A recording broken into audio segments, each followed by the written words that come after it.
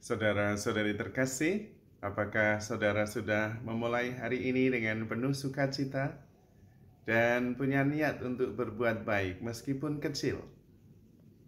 Semoga Tuhan memberkati niat baik saudara. Dalam hidup kita, setiap hari kita mengambil keputusan. Setiap hari kita memilih. Dan di dalam mengambil keputusan, di dalam memilih itu, kita digerakkan oleh motivasi-motivasi tertentu. Tetapi motivasi itu bisa dikelompokkan menjadi dua saja. Motivasi yang pertama adalah motivasi yang digerakkan untuk membesarkan ego. Motivasi agar ego kita makin besar. Yang kedua, kita digerakkan oleh belas kasih. Kita digerakkan oleh kesadaran. Sebetulnya perjuangan kita adalah setiap hari bisa memilih berdasarkan gerakan belas kasih. Sehingga pilihannya selalu tepat dan benar. Bukan untuk membesarkan ego. Karena kemudian kemungkinan besar keputusan kita akan keliru. Seperti yang menjadi prinsip bagi Yohanes Pembaptis.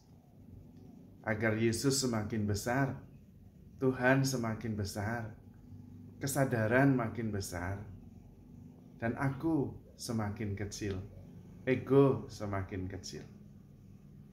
Kalau kita bisa setiap hari memilih dan mengambil keputusan digerakkan oleh belas kasih, maka kemudian ego kita makin mengecil dan kebenaran kemuliaan Tuhan semakin besar.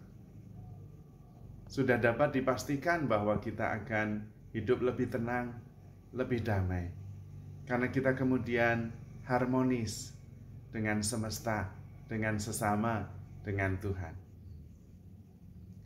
Tentu latihannya adalah meneliti batin, menyadari gerakan-gerakan batin. Apakah saya digerakkan oleh belas kasih atau digerakkan agar saya semakin besar, ego saya semakin besar? Penelitian batin itu semakin membuat kita mengenali diri kita sendiri. Tetapi juga pada saat yang sama membantu kita untuk merasa cukup. Kita bisa digerakkan oleh belas kasih kalau kita sendiri sudah merasa cukup, tidak berkekurangan. Tapi kalau kita masih kurang, masih perlu ini, perlu itu, maka yang menggerakkan adalah kepentingan pribadi. Rasa kurang itu yang menggerakkan kita. Maka perlu kita menyadari bahwa kita sudah cukup, segalanya sudah ada, tinggal mensyukurinya, tinggal membalas kasih Tuhan. Dan pada saat itulah kita kemudian digerakkan oleh belas kasih, bukan oleh kebutuhan dan kekurangan yang ada pada kita. Sebetulnya kekurangan itu adalah ilusi. Sebetulnya kekurangan juga merupakan kerinduan bahwa kita perlu bersatu dengan Tuhan. Seperti yang dikatakan oleh Santo Agustinus kepada kita, hatiku gelisah sebelum beristirahat di dalam Tuhan. Sebetulnya itulah kekurangan yang sebenarnya, yaitu bersatu dengan Tuhan. Namun, kesatuan itu sebetulnya sudah ada dan selalu ada, tinggal menyadarinya saja. Karena tidak mungkin kita terlepas dari Tuhan. Itu berarti ada satu tempat di mana Tuhan tidak ada, dan itu pasti tidak benar, ilusi.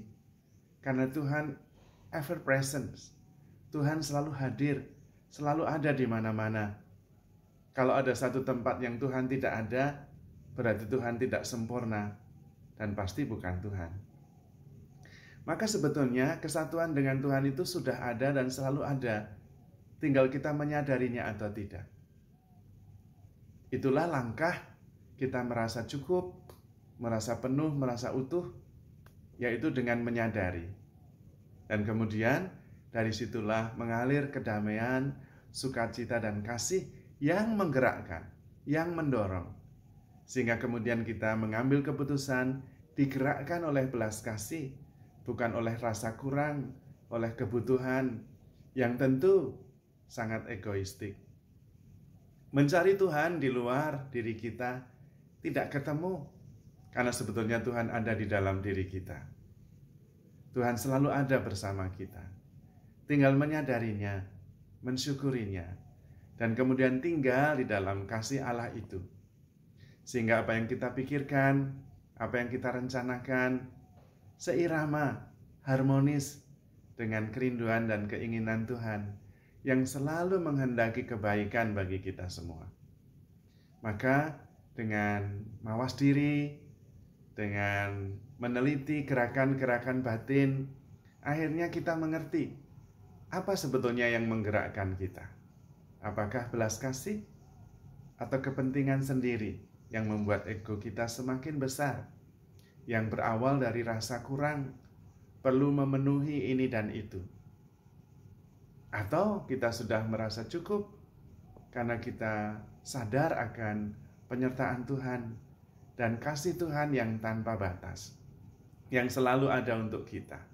Dan kemudian menyadari rasa syukur, kegembiraan, dan kedamaian itu ada di dalam diri kita, menggerakkan kita untuk terus berbuat baik, memuliakan Tuhan, dan menjatuhkan pilihan-pilihan yang sungguh-sungguh bisa memuliakan Tuhan, menjadikan Tuhan makin besar dan kita semakin kecil.